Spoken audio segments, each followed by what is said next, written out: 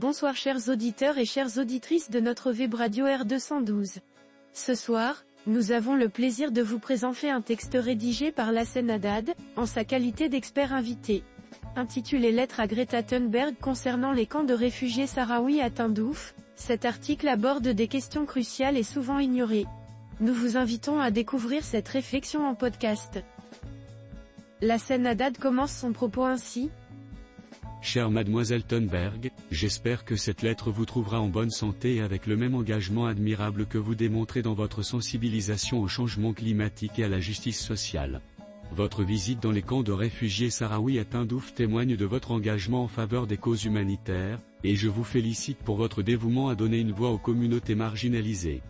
Dans ce contexte, je souhaiterais que vous envisagiez de soulever des questions critiques concernant la situation dans ces camps, des questions qui restent sans réponse malgré leur importance pour comprendre le contexte humanitaire et politique plus large.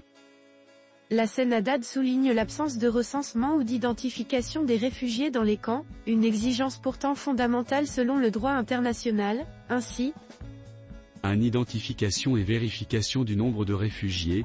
Pourquoi l'Algérie et le Polisario refusent-ils de procéder à un recensement ou à une identification adéquate des réfugiés dans les camps, comme l'exige le droit international?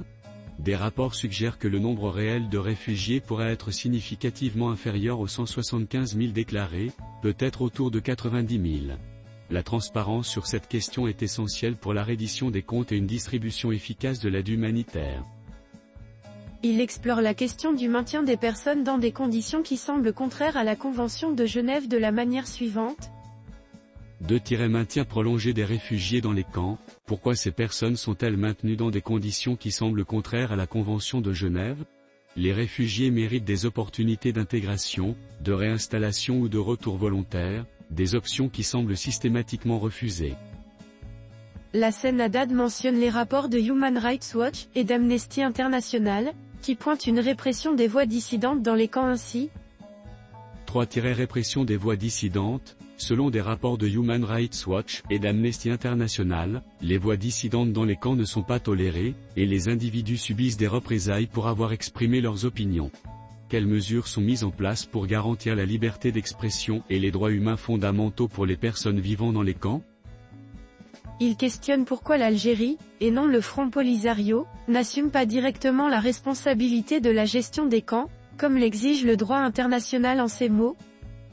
4 responsabilités sur les camps. Étant donné que le Front Polisario n'est pas reconnu comme un État, pourquoi l'Algérie n'assume-t-elle pas directement la responsabilité de la gestion de ces camps, comme elle est tenue de le faire selon le droit international? L'absence d'une responsabilité étatique claire soulève des préoccupations importantes concernant la gouvernance et la supervision. Enfin, il évoque les accusations formulées par l'Office européen de lutte antifraude, OLAF, concernant le détournement d'aide humanitaire en disant 5 enquêtes sur les accusations de détournement d'aide humanitaire. Enfin, y a-t-il eu des avancées dans l'enquête sur les accusations formulées par l'OLAF, Office européen de lutte antifraude, concernant l'appropriation indue de l'aide humanitaire destinée aux camps? Garantir que l'aide parvienne à ses bénéficiaires est une question de la plus haute importance.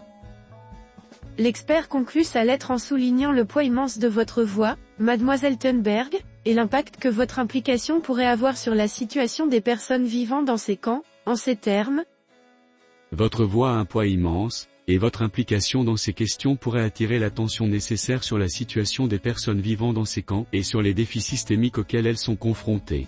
Je suis convaincu que vous aborderez ces questions avec la même intégrité et le même engagement que vous avez démontré dans votre défense mondiale. Je vous remercie de considérer ces questions importantes. Je vous souhaite un succès continu dans votre mission et je suis impatient de connaître vos réflexions sur cette visite. Cordialement, Lassen Haddad. Membre du Parlement, Maroc. Chers auditeurs de la web radio R212, merci d'avoir été à l'écoute de ce podcast et de partager avec nous ce moment d'échange et de réflexion. Votre présence et votre fidélité sont notre plus belle récompense. On se dit à très bientôt, si vous le voulez bien. Avec toute notre gratitude, l'équipe de R212.